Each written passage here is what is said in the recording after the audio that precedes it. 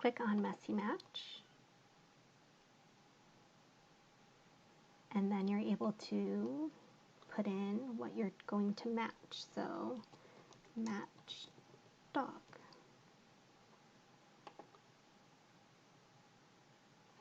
The prompt would be a dog.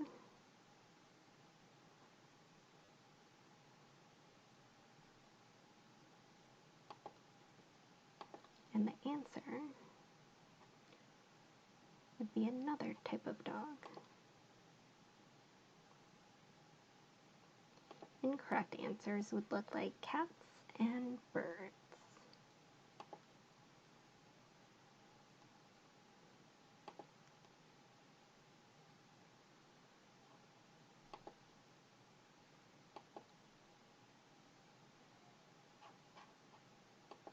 In Messy Match, the active target is Match Dog, and they will click on the dog and it'll shuffle the other choices.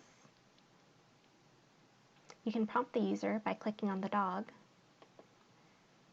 and the other options get darkened.